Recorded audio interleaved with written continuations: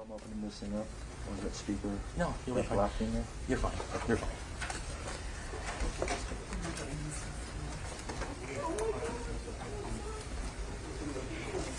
Ladies and gentlemen, thank you for standing by. Welcome to the LA County Sheriff press briefing regarding Tiger Woods. At this time, all participants are in a listen-only mode. Later, we will conduct a question and answer session, and instructions will be given at that time. If you should require assistance during the call, please press star, then 0. I would now like to turn the conference over to our host, Mr. Alex Villanueva. Please go ahead. Good morning, and thank you for joining us today. I am not Alex Villanueva. My name is John Satterfield. I'm the captain of Sheriff's Information Bureau. And today our order of speakers will be Sheriff of Los Angeles County, Alex Villanueva, and the captain of Lomita Sheriff Station, James Powers. After they speak, we'll open it up for some questions. And then after all of that, the sheriff will transition to Spanish. Now it's my honor to introduce Sheriff of Los Angeles County, Alex Villanueva.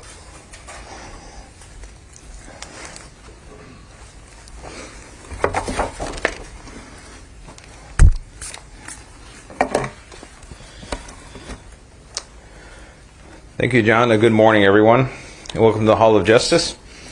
This is the headquarters for the LA County Sheriff's Department.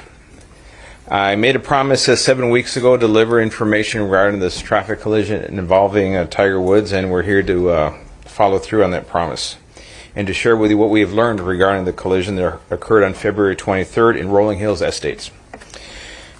And as I said at the day of the crash, we're thankful that that he survived this tragic collision.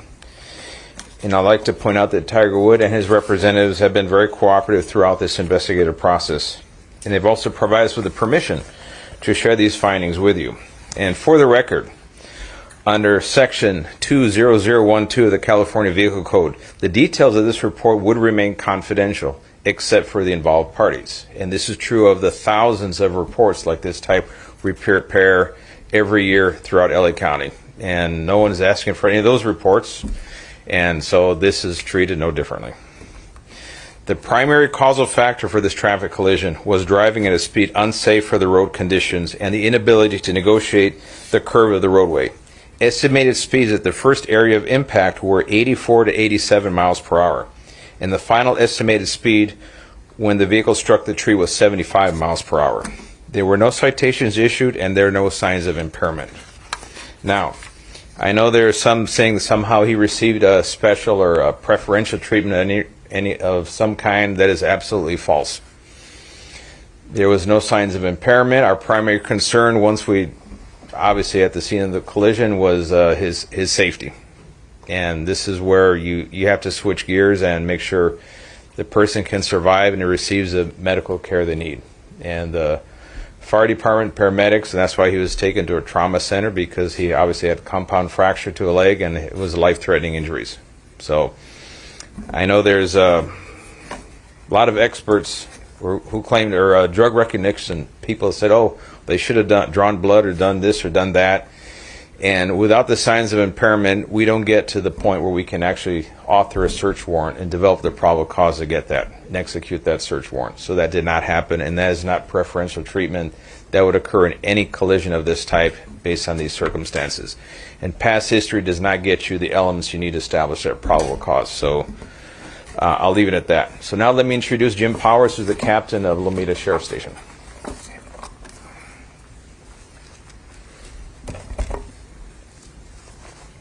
Thank you, Sheriff.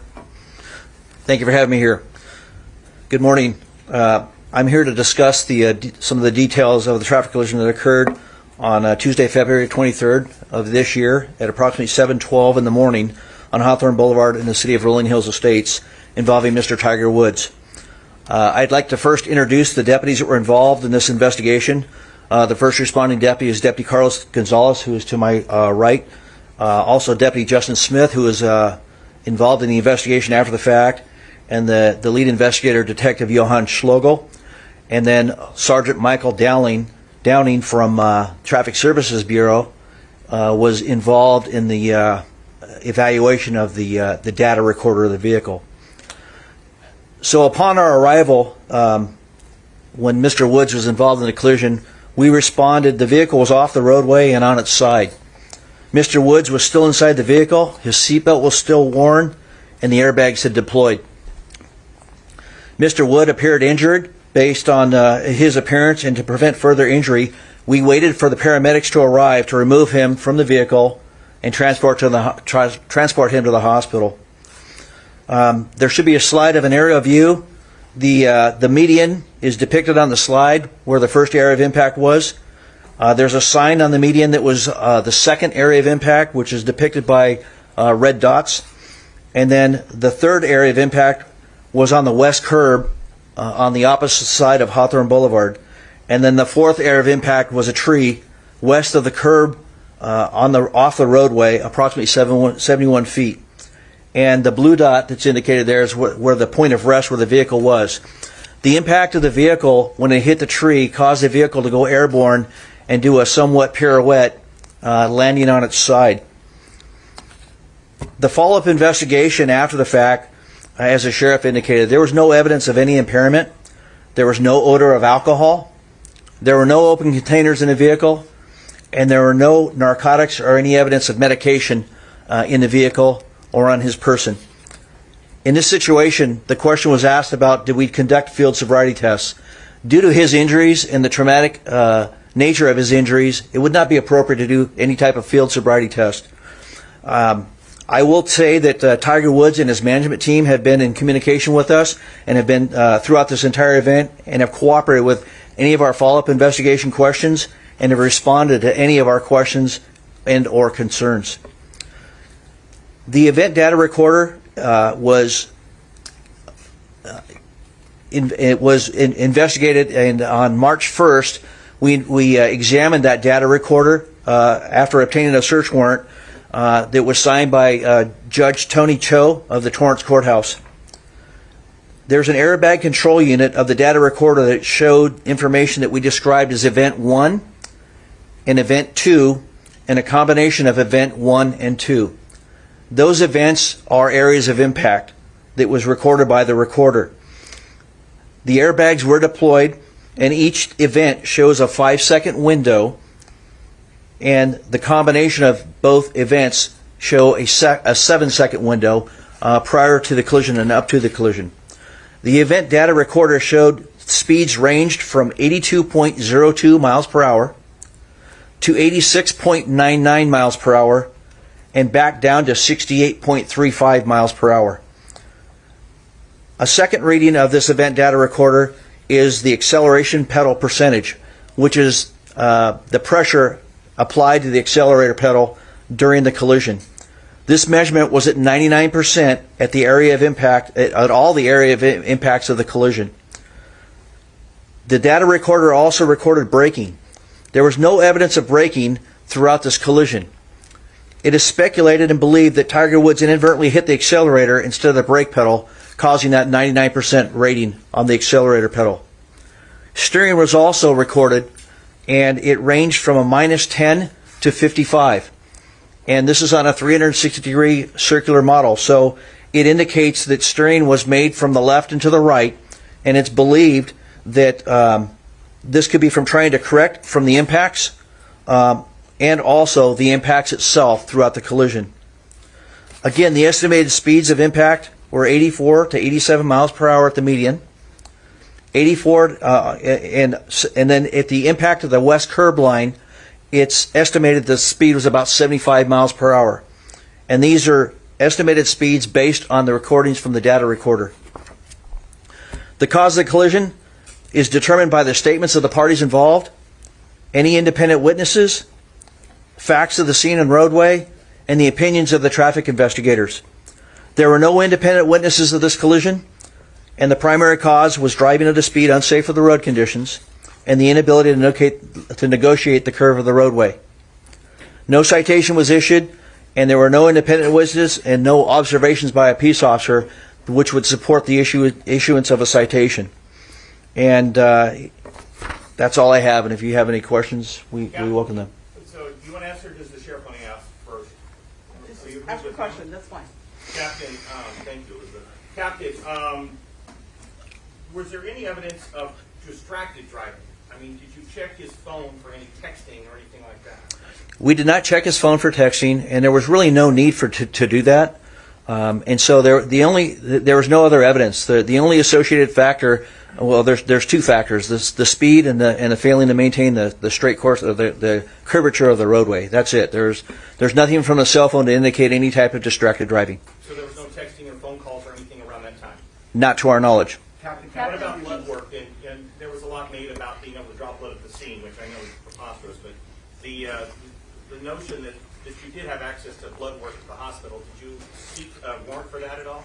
We did not seek a warrant because there was no indication for us to do so. And so based on all the facts, there was no evidence of any impairment or intoxication. And so in order to obtain a search warrant, you have to have probable cause to be able to articulate that. And that did not exist. So no DRE was ever even dispatched? We have our investigators out there, and they are qualified DREs, and so those questions were asked, and they're all indicated and documented in the report. Thank you, sir. Captain, can you explain this inadvertently hitting the accelerator? Can you explain that one more time? It's believed that when you panic or you have some sort of a sudden interruption while you're driving, your initial impact is or your initial thought is to hit the brake, and it's believed that he may have done that, but hit the accelerator and didn't hit the brake. We don't know that. He doesn't have any recollection of the incident, and like I said, that's a speculation. There is zero braking throughout that recording of the data recorder, and it's 99% acceleration on the pedal. Captain, wouldn't it seem to be logical to check to see if Tiger Woods was perhaps distracted using his cell phone or texting before the accident? Well, I mean, it's not going to change anything. The cause of the collision was the speed and the inability to maintain the roadway. And so all it would have been is an associated factor, which wouldn't cause the collision. And our goal is to find out what the primary cause of this collision was, and that's it. Did you ask him if he was texting or on the phone before the accident? We don't have that knowledge. Captain, considering the fact that Woods was not recalling at all the fact that he had been driving, had no recollection of it, is that not justification for doing a DRE at a later time or potentially blood alcohol test?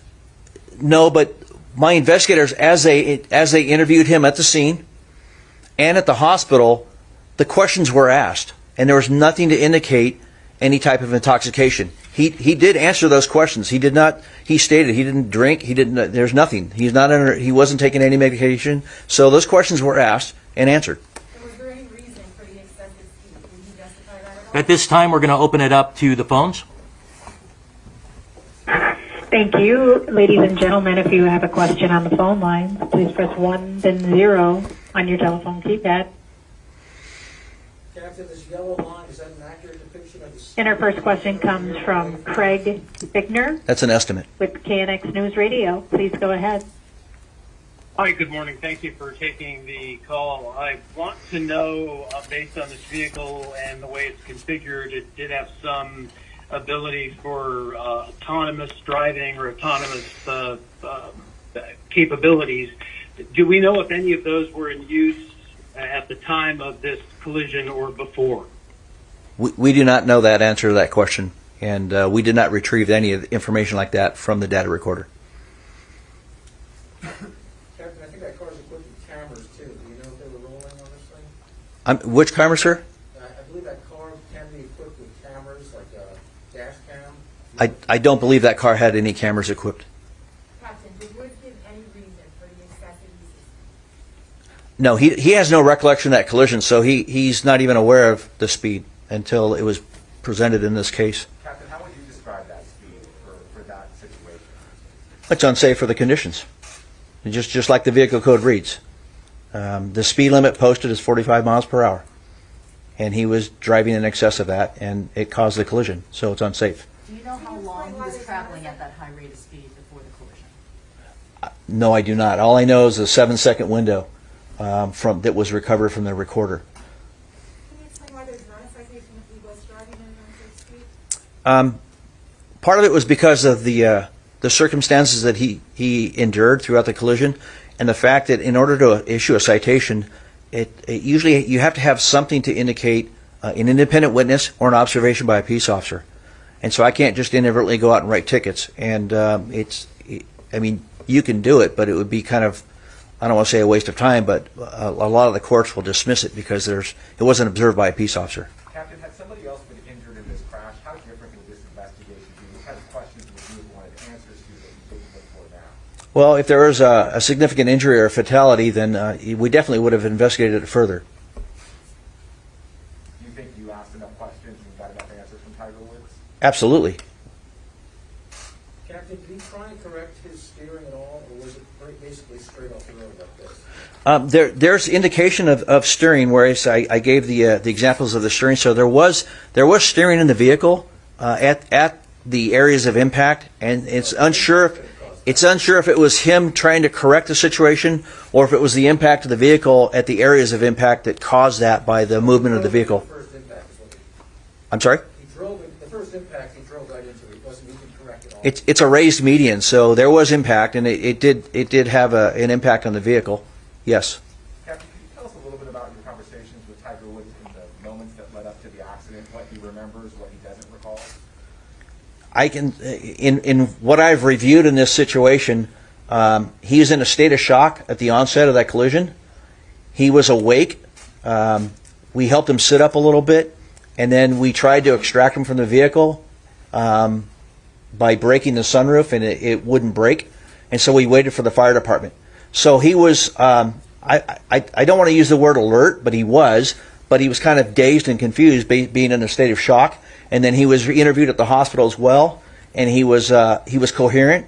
His speech was normal, and there are interviews of him at the hospital where he's answering questions in the emergency room. My question is leading up to the car accident, what he remembers doing moments before the car accident. What did he say he remembered doing before the crash? I don't have the answer to that question. I assume no questions were asked. If he was distracted. Well, I know that I know that there was allegations of an incident that occurred prior to the collision, which I reviewed video footage, and he was. I watched him on video walk out to his car, put his personal belongings in his car, and drive off the property. And he was driving very normal, very slow, as he began driving, to the point where it didn't appear that he even hit the accelerator. He took his foot off the brake and allowed the car to roll away. He made complete stops at 2 stop signs and stopped for a traffic signal before entering the highway. And so there's no evidence of any increased speed or rushed behavior. I guess leading up to the crash, though, was Tiger Woods late to an appointment? Was he on his cell phone? What did he tell you about the moments leading up to the crash, why he may have been traveling at that speed? I don't believe he recalls that. The only statement I recall seeing in the report is that he had a long day the day prior. We can take another question from a caller. Thank you. Our next question on the phone comes from Brendan Geoffrion with TMZ. Please go ahead. Hi, Sheriff. The sheriff said the day after the accident, no crime was committed. This is speeding and reckless driving that we're talking about. So how did you arrive at the conclusion that there was no crime? Well, speeding is an infraction, and it's not criminal in nature like a misdemeanor or a felony, and there's no evidence of reckless driving. So that statement was never made. Another question is, if Tiger was driving 85 to 87 miles an hour in a 45 zone, why no ticket for reckless driving or speeding? Because reckless driving, you have to have multiple violations in conjunction with one another, like multiple unsafe lane changes, passing vehicles in an unsafe manner, kind of like road rage stuff, and that did not exist here. Therefore, reckless driving is not appropriate. And the speeding, Last question. There was no independent witnesses regarding the speeding, and it wasn't observed by a peace officer, so no citation was issued. Last question for you. In your opinion, did Tiger make a conscious effort to avoid the accident? We don't know that. Captain, how often is that the case? Woods walked away without the citation. Would you consider other drivers in practice similar to this? How often is that the case that they are not cited later because of the excessive speed? Each case is decided on an individual basis, case by case basis, and so in situations like this, it's I mean, it just, the decision was made not to issue a citation. That's it. And why was that decision made in this case? Well, as I stated, there was no independent witness to support that, that saw the violation, and there was no deputy sheriffs or peace officers that witnessed the violation. Let me add to that real quick.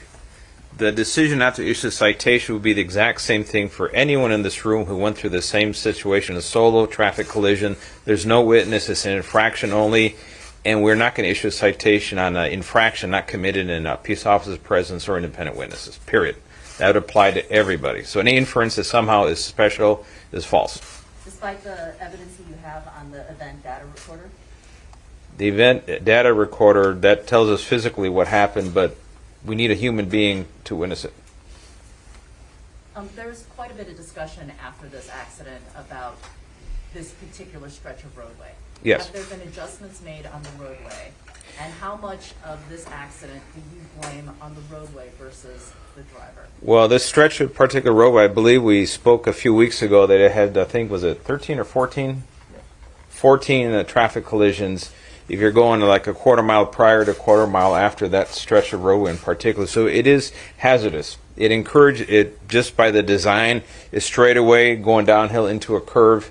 People are approaching it with way too much speed for the conditions of the road. This has been brought to the attention to the supervisor, Janice Hannes in her district, and they are trying to address that with some measure of traffic control to slow down the speed. How much do you blame that particular roadway for this crash versus the driver? Well, it's the driver bears the responsibility regardless of the roadway, as long as the roadway is designed with the basics. However, this stretch of roadway in particular has a little bit more than the average share of collisions, so they need to rethink how this is designed and what we can do to slow down the traffic. Sheriff, if Tiger Woods had been involved with another vehicle and he had injured somebody, would he be facing some pretty serious criminal charges? On the same conditions, no. If there was an issue of an impairment or reckless driving, and then by extension there's a victim from another vehicle, then there would be a consideration. But we don't have either reckless driving, we don't have any evidence of impairment, so no, that would not apply. But it also seems as though you guys didn't apply for a search warrant to see if you were testing the distraction. To apply for a search warrant, you have to have probable cause. And to get probable cause, you need to have a building blocks of elements to indicate that someone potentially committed a crime. And that's higher than just a reasonable suspicion. And we do not have those building blocks to get to a probable cause. So therefore, you cannot approach a judge with a search warrant just because, well, we knew he had trouble in the past or something, therefore, can you sign this? And the judge is going to say, get out of here. All right, at this time, it's going to transition to Spanish. Will you be able to answer questions non-crash related? Sure. Thank you. All right, para español, como hice una promesa cuando ocurrió ese incidente con el golfista Tiger Woods, que ese accidente ocurrió el 23 de febrero en la ciudad de Rolling Hills Estate, y gracias a Dios sobrevivió el accidente, que fue muy violento, y tenemos los resultados de esta investigación. La primera causa que por lo que este accidente ocurrió fue la velocidad demasiado alta para las condiciones de este estrecho del camino, del Boulevard de Hawthorne. Y la segunda es el que iba manejando Tiger Woods no pudo manejar la curva después de una recta. La combinación de esos dos factores fue el resultado de ese accidente y la causa del accidente.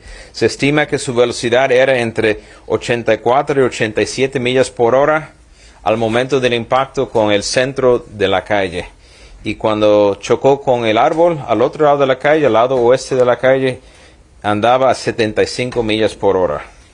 Y no fue citado por alguna infracción del Código de Vehículos de California por no haber testigo presente, y no hay evidencia de que estaba manejando bajo los efectos del alcohol o de alguna droga, y no hay causa para obtener una orden de búsqueda para información para, por ejemplo, de análisis de la sangre, cosas así. Y esos son los resultados, y cualquier sugerencia de gente que se llaman expertos de que recibió algún tratamiento preferido por ser célebre son totalmente falsos. nosotros hacemos miles de estos reportes cada año y el Código de Vehículos de California, la sección 2012 o 20012 dice que solamente los que son participantes de un accidente automovilístico son los que pueden recibir el reporte, nadie más. Y entonces fue por la cooperación de Tiger Woods y él dejó salir a la luz pública el accidente que podemos hablar de esta manera. ¿Alguna pregunta en español? Sí, ¿Ustedes verificaron el celular para saber si Tiger Woods iba manejando y enviando textos al momento del accidente? Para obtener los datos del teléfono celular se necesita también una orden de búsqueda. No tenemos los elementos para establecer esa razón para tener esa orden de búsqueda. Pero según él, no lo andaba haciendo. Señor Villanueva. Sí. Gracias. ¿Se le dio trato preferencial en este caso a Tiger Woods? No, en ningún momento.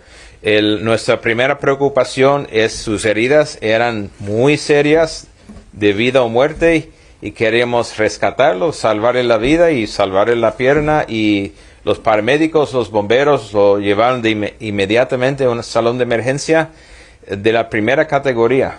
Ellos pasaron a varios hospitales y fueron al Hospital General, was it Harvard? Right? Harvard General? Sí, ahí donde tiene un centro de trauma.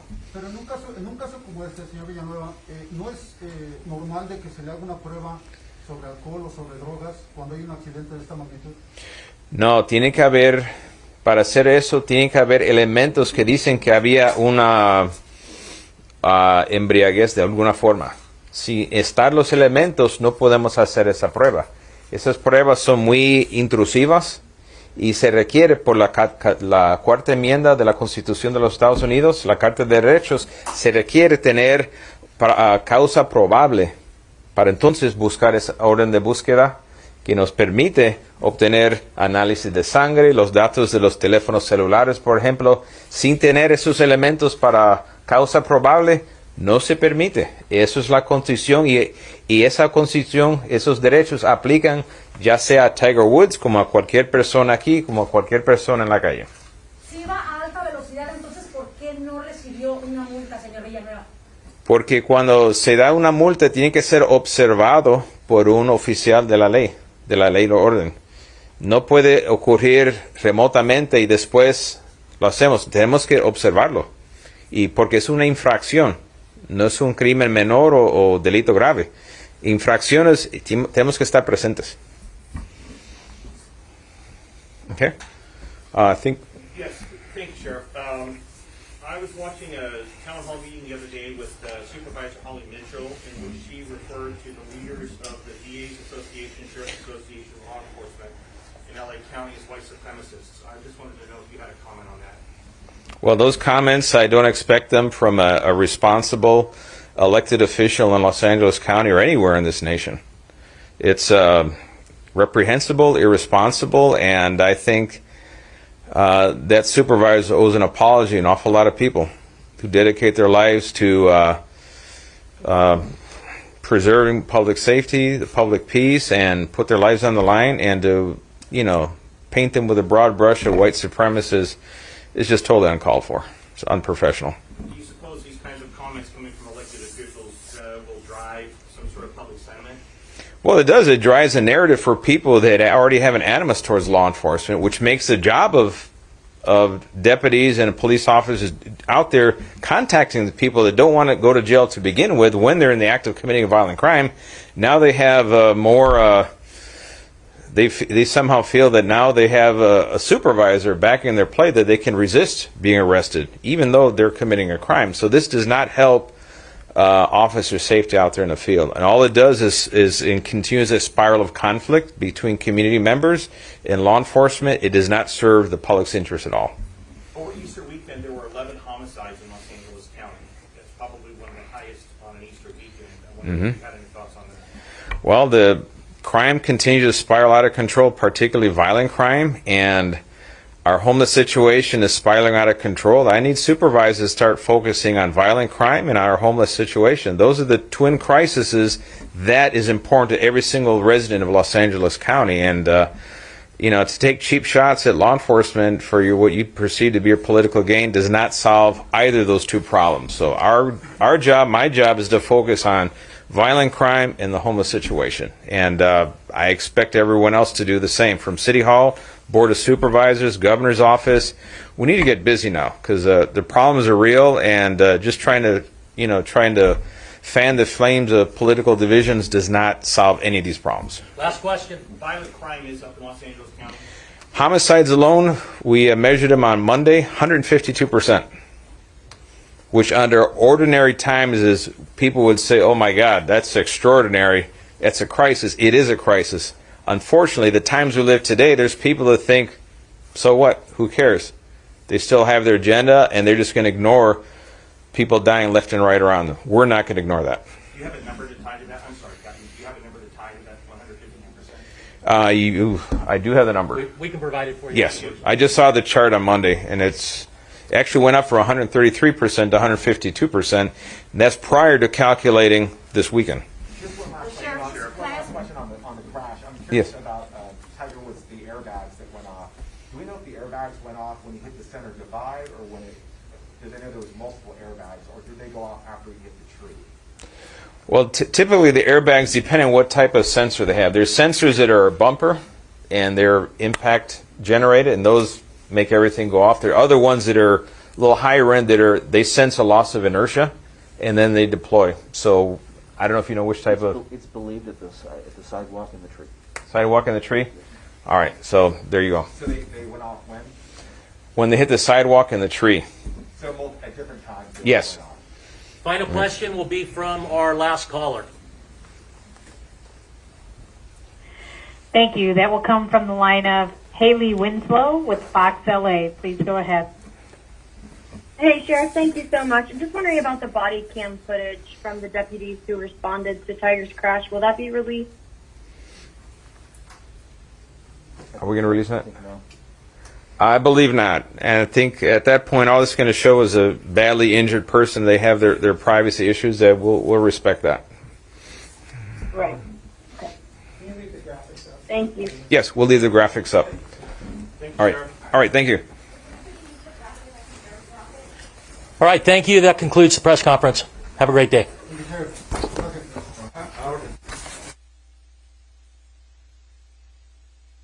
Don't miss out on important news. Our videos are being deleted.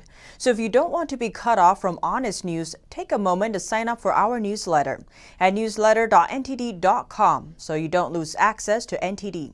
Go to newsletter.ntd.com to sign up for our evening newsletter.